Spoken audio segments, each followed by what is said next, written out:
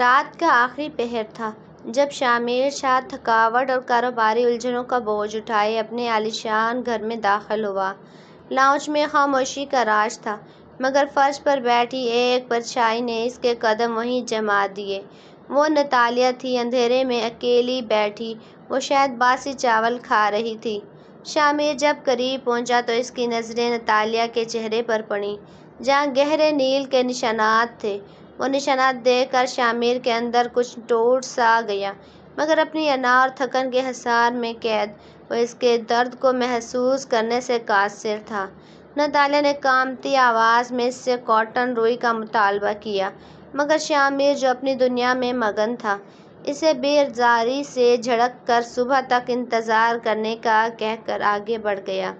وہ اوپر چلا گیا، لیکن نتالیہ کی وہ دبی دبی درد بھری آواز اس کے ذہن میں گونجتی رہی۔ شامر کا ضمیر شاید بیدار ہو چکا تھا۔ اس نے جھنجھلا کر خود کو ایک طرف جھٹکا اور گھر سے باہر نکل گیا۔ رات کے اس پہر شہر کے کسی دور دراز کھلے میڈیکل اسٹور سے کاٹن لے کر جب وہ تیزی سے واپس پلٹا تو اسے اپنی غلطی کا احساس ہو رہا تھا۔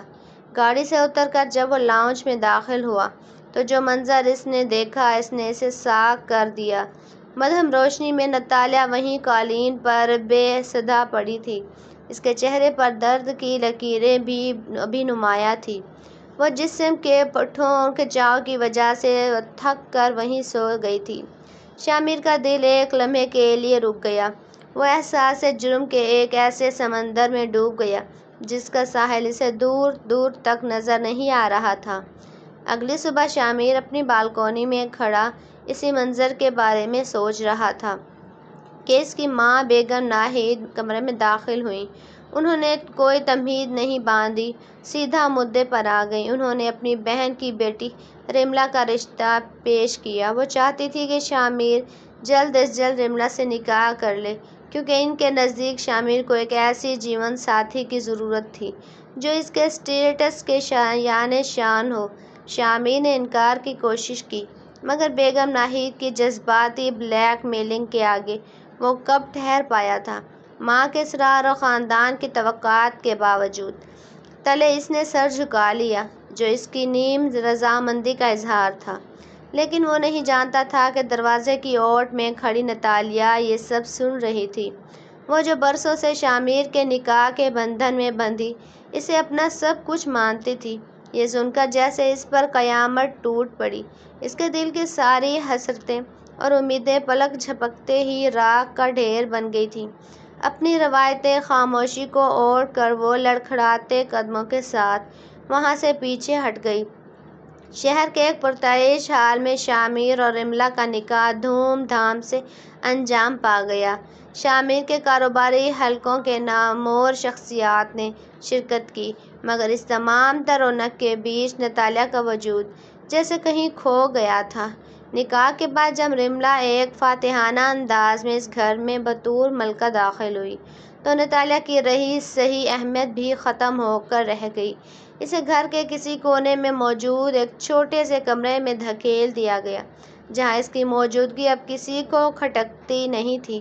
وہ اس گھر کی ایک ایسی پرانی تصویر بن کر رہ گئی تھی جسے لوگ دیکھتے تو تھے، مگر جس کی موجودگی یا غیر موجودگی سے اب کسی کو کوئی فرق نہیں پڑتا تھا۔ اب اس کی زندگی صرف گھر کے کام کاج اور رملا کی تیکھی باتوں کو سہنے تک محدود ہو کر رہ گئی تھی۔ رملا ایک انتہائی امیر گھرانے سے تعلق رکھنے والی، فیشنیبل اور جدید خیالات کی حامل لڑکی تھی، جس کے لیے زندگی کا مقصد صرف باہر گھومنا، مہنگے برانڈز کا استعمال اور اپنے شوہر کی مکمل توجہ کا مرکز بنا رہنا تھا۔ اسے گھر کی آسائشوں سے زیادہ شامر کی کمپنی درکار تھی، مگر شامر جو اپنی پروفیشنل زندگی میں ایک ورک ہالک بزنس ٹائکون کے طور پر مشہور تھا، اپنی بیوی کی ان توقعات کو پورا کرنے سے قاصر تھا۔ جب بھی رملا اسے کسی ڈنر یا پارٹی کے لیے وقت مانگتی، شامر اسے اپنی بزنس میٹنگز اور پروجیکٹس کا حوالہ دے کر ٹال دیتا، جس کی وجہ سے رملا کے مزاج میں چڑچڑاپن اور شامر کے لیے نفرت بڑھتی جا رہی تھی، کیونکہ اسے شامر کا یہ ٹھنڈا اور مصروف رویہ کسی بھی طرح قبول نہیں تھا۔ شامیر کی زندگی کا محور اس کی ملٹی نیشنل کمپنیز اور تجارتی سودے تھے، جنہیں وہ اپنی ہر چیز سے زیادہ اہمیت دیتا تھا۔ رملا جب بھی اپنی ناراضی کا اظہار کرتے ہوئے اسے وقت دینے کی شکایت کرتی یا اسے شاپنگ اور سیر و تفریح کے لیے باہر لے جانے پر اصرار کرتی، تو شامیر اسے صرف لا حاصل بحث سمجھ کر خاموشی سے نظر انداز کر دیتا۔ اس کے لیے رملا کے نخرے اور شکایات غیر ضروری مداخلت کی حیثیت رکھتے تھے۔ اسی لیے وہ ان باتوں کو سننے کے بجائے اپنے لیپ ٹاپ یا فون میں سر کھپا کر رملا کو یکسر نظر انداز کر دیتا، جس سے گھر میں ایک سرد جنگ کا ماحول پیدا ہو گیا اور رملا کا غصہ دن بدن بڑھتا جا رہا تھا۔ گھر کے بدلتے ہوئے حالات میں نتالیہ کا مقدر صرف خاموشی اور قربانی بن کر رہ گیا تھا۔ رملا کی حاکمانہ فطرت اسے ہر لمحہ کسی نہ کسی بہانے نیچا دکھانے کا موقع ڈھونڈتی رہتی۔ گھر کے ان گنگت کاموں کا بوجھ، جس میں صفائی سے لے کر کچن کے طویل اوقات تک شامل تھے، نتالیہ کے ناتواں کندھوں پر ڈال دیے گئے، مگر ہر زیادتی، ہر طنز اور ہر جملہ رملا کے بدلتے موڈز کو وہ اپنے ہی اندر سمیٹ لیتی۔ وہ جانتی تھی کہ شامیر کے سامنے اس کی کوئی حیثیت نہیں، اسی لیے وہ احتجاج کرنے کے بجائے اپنے درد کو صبر کی چادر میں لپیٹ لیتی، جبکہ رملا کی بے جا فرمائش اور اس کی بدتمیزیاں اس کی زندگی کو مزید کٹھن زدہ بنا رہی تھیں۔ مگر نتالیہ کی پرسکون خاموشی اس طوفانی ماحول میں کسی دیوار کی مانند کھڑی رہتی۔ شامیر کا معمول بن چکا تھا کہ وہ رات گئے تھکا ہارا گھر لوٹتا، مگر اب اس کی توجہ اپنی ذاتی سکون کے بجائے لاؤنج کے کسی تاریک کونے میں سمٹ کر بیٹھی نتالیہ پر مرکوز ہونے لگی تھی۔ جب بھی وہ اسے دیکھتا، نتالیہ کے معصوم اور زرد چہرے پر نئے نیل اور چوٹوں کے نشانات اسے ایک ٹھیس پہنچانے لگتے، جو اس بات کا واضح ثبوت تھا کہ گھر کی دیواروں کے پیچھے رملا کا رویہ نتالیہ کے لیے کتنا ظالمانہ ہو چکا ہے۔ نتالیہ اکثر اپنے ہاتھ پاؤں چھپانے کی کوشش کرتی، مگر شامیر کی تیز نظریں اس کی تھکاوٹ، اس کی آنکھوں میں چھپے کرب اور جسم پر لگی ان نئی چوٹوں کو دیکھ کر کرب اور پچھتاوے کی ایک عجیب سی لہر محسوس کرتی، جسے وہ رملا کے سامنے تو ظاہر نہ کر پاتا، مگر اس کے اندر ایک لاوا پکنے لگا تھا۔ ایک روز شامیر اپنی ایک اہم میٹنگ ختم کر کے توقع سے فارغ کافی پہلے گھر پہنچا۔ وہ ابھی لاؤنج میں داخل ہوا ہی تھا کہ وہاں کا منظر دیکھ کر اس کے قدم وہیں جم گئے۔ رملا اپنی ساس کے ساتھ مل کر نتالیہ کو کسی معمولی غلطی پر ایک کھٹ پتلی کی طرح نچا رہی تھی اور اسے سخت سست کہہ رہی تھی۔ شامیر نے اپنی آنکھوں سے دیکھا کہ کس طرح نتالیہ اپنی عزت نفس کو پامال ہوتا دیکھ رہی تھی۔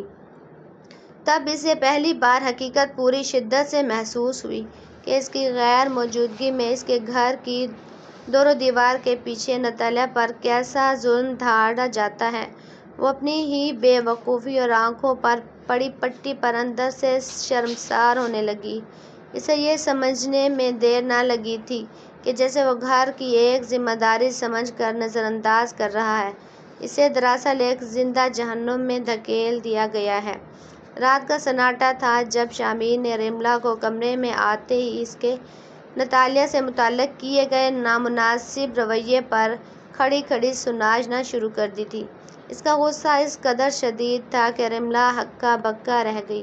شامیر نے چیختے ہوئے رملا سے سوال کیا کہ آخر وہ نتالیہ کو اس گھر کی ملازمہ کیوں سمجھتی ہے، اسے کس حق سے اتنی حقارت سے برتتی ہے، کیونکہ اس کے نزدیک نتالیہ کا وجود اس گھر میں کسی نوکرانی کا نہیں بلکہ ایک ایسی رفاقت کا ہے جسے عزت ملنی چاہیے۔ شامیر کا یہ بے باک انداز رملا کے لیے کسی جھٹکے سے کم نہیں تھا، کیونکہ اسے امید نہ تھی کہ اس کا شوہر جب اب تک نتالیہ کی موجودگی سے لا تعلق رہا تھا، آج اس کے دفاع میں اس طرح کھل کر سامنے آئے گا۔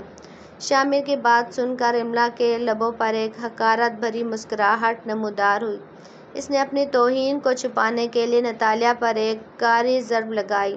اس نے اپنی آنکھوں میں غرور لیے شامیر کی آنکھوں میں جھانکا اور انتہائی طنزیہ انداز میں کہا، نتالیہ اس گھر میں کسی رشتہ دار یا شریک حیات کے طور پر نہیں، بلکہ محض شامر کی ضرورت پوری کرنے والی ایک ایسی بے زبان چیز کے طور پر موجود ہے جس کا کام صرف چپ چاپ حکم بجا لانا ہے۔ اس کے ان الفاظ نے کمرے کی فضا کو جیسے منجمد کر دیا، کیونکہ اس جملے میں نتالیہ کی عزت نفس کی ایسی تذلیل تھی جسے سن کر شامر کا غصہ گہری خاموشی اور اندرونی کرب میں بدلنے لگا۔ ریملا کے تلخ اور بے رحم جملوں نے شامر کے ضمیر کو جیسے جھنجھوڑ کر رکھ دیا تھا۔ اسے شدت سے احساس ہوا کہ وہ کتنی بڑی غلط فہمی میں مبتلا ہے۔ اس رات جب ریملا سو چکی تھی، شامر نے خاموشی سے نتالیہ کے کمرے کا رخ کیا، جہاں وہ زمین پر بیٹھی کسی سوچ میں گم تھی۔ شامر کو اپنے قریب دیکھ کر نتالیہ سہم کر ایک کونے میں بیٹھ گئی، جیسے اسے ڈر ہو کہ شاید وہ اسے ڈانٹنے آیا ہے۔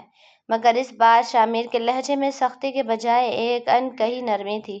اس نے پہلی بار نتالیہ کے پاس بیٹھ کر بہت دھیمی اور ہمدردانہ آواز میں اس کی خیریت دریافت کی، یہ پوچھتے ہوئے کہ کیا اسے کسی چیز کی ضرورت تو نہیں، یا کوئی اور تکلیف تو نہیں پہنچا رہا۔ نتالیہ کے لیے یہ منظر کسی خواب سے کم نہیں تھا۔ وہ شامر کی آنکھوں میں بار بار اپنے لیے ہمدردی کے جذبات دیکھ رہی تھی۔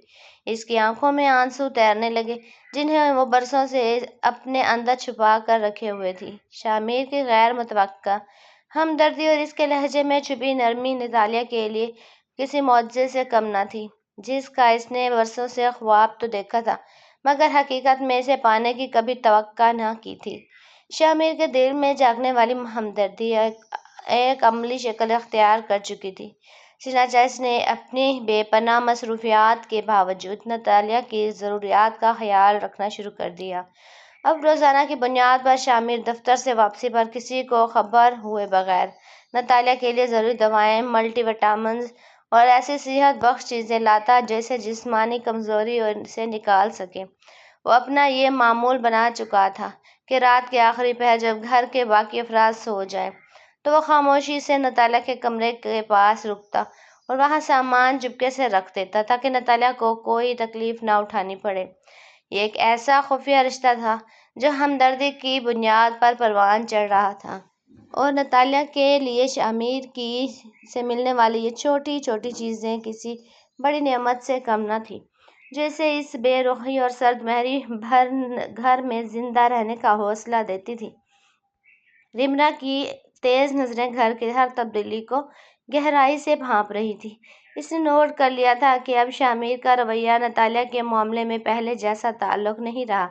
جب اس نے نتالیہ کے کمرے میں آنے والی دوائیں دیکھیں اور اکثر شامر کے ہاتھ میں کوئی نہ کوئی پیکٹ محسوس کیا تو اس کا شک یقین میں بدلنے لگا۔ اس کے شوہر کا جھکاؤ دن بدن نتالیہ کی طرف بڑھ رہا تھا۔ ریملا کو کسی صورت ہضم نہیں ہو رہی تھی بات کہ جس لڑکی کو وہ حقیر سمجھتی تھی، اب اس کی خاطر شامر اپنی معمول کی روٹین بدل رہا ہے۔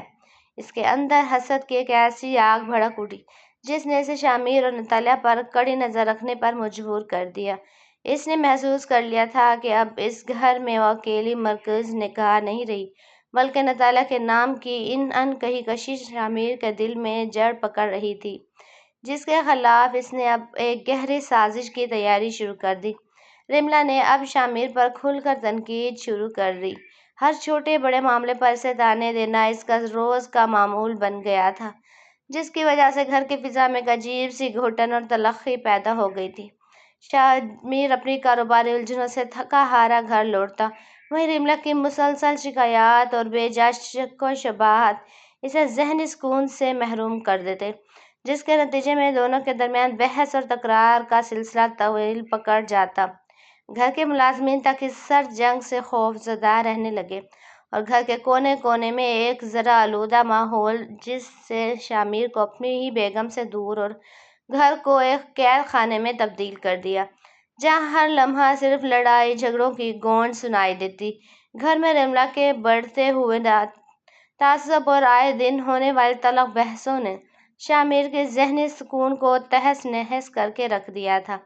جس بھی وہ دفتر سے تھکا ہارا گھر لوٹتا تو گھر کے در و دیوار میں محبت کے بجائے طعنوں اور شکایات کی گونج سنائی دیتی، جس میں اس کا دم گھٹنے لگتا۔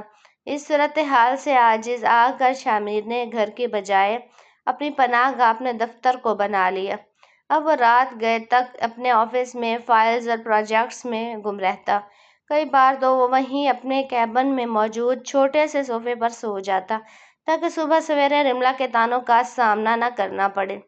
اس کے لیے دفتر کا وہ بے جان ماحول گھر کے اس زہر آلود ماحول سے کہیں زیادہ پرسکون تھا، مگر یہ دوری رملا کے اندر ایک غصے اور انتقام کی آگ کو مزید ہوا دے رہی تھی۔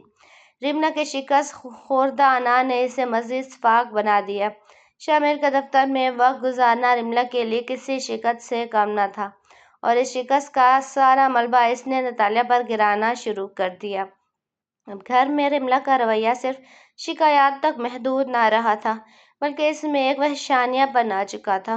وہ نتالیہ کو اپنی ناکامی کا ذمہ دار ٹھہراتی۔ جب بھی شامر کا فون نہ آتا یا وہ گھر آنے سے انکار کر دیتا، رملا غصے سے آگ بگولا ہو کر نتالیہ کے کمرے میں داخل ہوتی اور اسے بلا وجہ نشانہ بنا لیتی۔ نتالیہ، جو پہلے ہی کمزور تھی، اب اس مسلسل ذہنی اور جسمانی تشدد کے سامنے نڈھال ہو چکی تھی، مگر اس کے لبوں پر ایک خاموشی کی مہر اب بھی برقرار تھی۔ شامر اس دن کچھ زیادہ ہی بے چین تھا۔ دفتر میں اس کا دل نہیں لگ رہا تھا۔ وہ آدھی رات کو ہی گھر لوٹا، امید کرتے ہوئے کہ شاید سب سو رہے ہوں گے، لیکن جیسے ہی وہ نتالیہ کے کمرے کی طرف بڑھا، اسے اندر سے چیخیں اور کچھ ٹوٹنے کی آواز آئی۔ اس نے تیزی سے دروازہ کھولا تو منظر دیکھ کر اس کے پیروں تلے سے زمین نکل گئی۔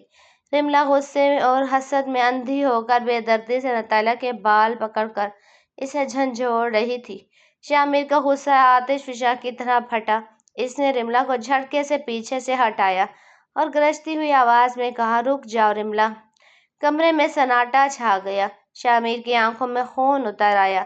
اس نے رملا کو مخاطب کرتے ہوئے دو ٹوک الفاظ میں کہا، "میں نے آج تک تمہیں اپنی شریک حیات سمجھ کر ہر بدتمیزی برداشت کی ہے، لیکن آج جو تم نے کیا وہ درندگی ہے۔ کیا یہی تمہاری تربیت ہے؟ یاد رکھنا، اگر میں نے آج کی بعد تمہیں نتالیہ پر ہاتھ اٹھاتے یا اسے برا کہتے ہوئے دیکھ لیا تو میں اپنے گھر میں ایسے درندوں کو نہیں رکھوں گا۔ اپنی حد میں رہو، ورنہ یہ گھر تمہارے لیے اجنبی ہو جائے گا۔" رملا کی ناک کو یہ ٹھیس برداشت نہ ہوئی۔ اس نے طنزیہ ہنستے ہوئے جواب دیا، "تم نے ثابت کر دیا ہے شامر کہ تمہارے نزدیک میری عزت سے زیادہ اس لڑکی کی اہمیت ہے۔ اگر تمہیں اس گھر میں اس کے بغیر سکون نہیں ملتا تو بہتر ہے کہ ہم الگ ہو جائیں۔ مجھے طلاق چاہیے۔" شامر نے ایک لمحے کے لیے بھی تعمیل نہیں کی۔ "کیا؟" اور پرسکون مگر فیصلہ کن لہجے میں کہا، "اگر تمہاری خوشی اسی میں ہے تو ٹھیک ہے۔ طلاق، طلاق، طلاق۔ اب تم اس گھر میں ایک لمحہ بھی نہیں رہ سکتی۔" رملا کے جانے کے بعد گھر پر ایک عجیب سی خاموشی چھا گئی، مگر یہ خاموشی اب زہر آلود نہیں تھی، بلکہ ناہید نے بہت شور مچایا اور نتالیہ کو برا بھلا کہا۔